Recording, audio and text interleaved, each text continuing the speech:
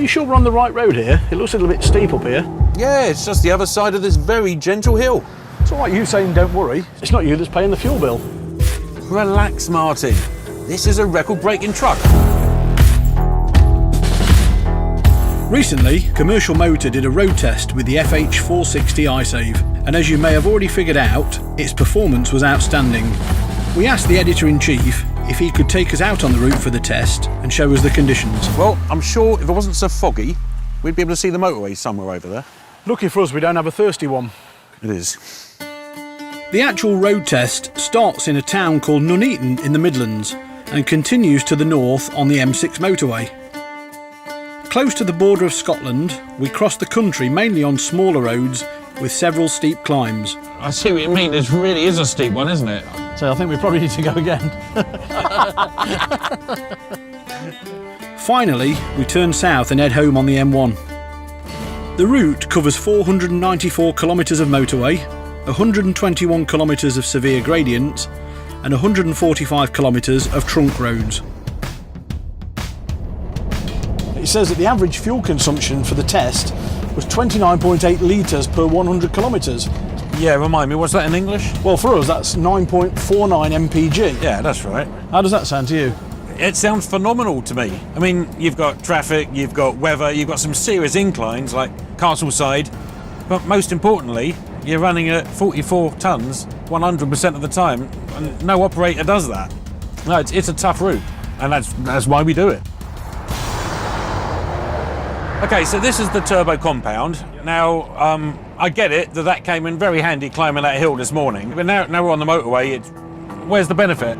Yeah, well, as you say, on the hills, obviously the turbo compound engine has 300 newton metres of extra torque, so climbing hills is much easier. It still works on the motorway as well if you've got the very small climbs that we sometimes don't even notice.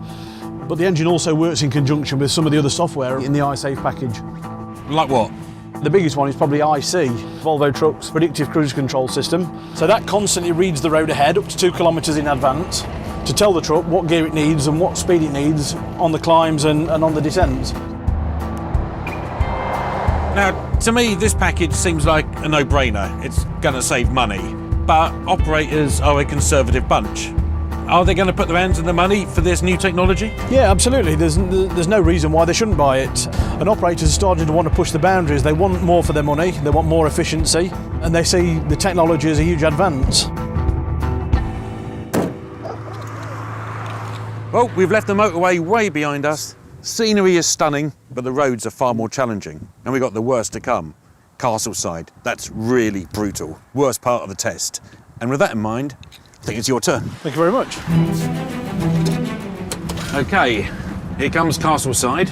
Now, when Commercial Motor did the test, we just let the truck do its own thing. I assume that's what you're going to do? Yeah, absolutely. We need to trust the technology. The truck can read the road ahead a lot better than I can. It doesn't need to concentrate all the time like I can because it knows what's coming. So we're just starting to climb now. What gear are you in now? 7th gear, down to 20 miles an hour already. So but the truck's really digging in, which just shows how brutal the climb really is. Speed's starting to increase a little. Back in the old days, this used to be horrendous with a manual gearbox, and you lost so much momentum. So obviously with this new technology, it takes all that away and does it for you. This is exactly as it was in the test. Just proves that it'll do it time in, time out, every single time without fail. We're coming up towards the final bend. So I'm delighted how the truck has performed in the hill climbs and the test overall, of course. How long do you think it'll be before anybody gets anywhere near our record? Technology's improving all the time, but it really is an impressive record, so I think it's going to be a while.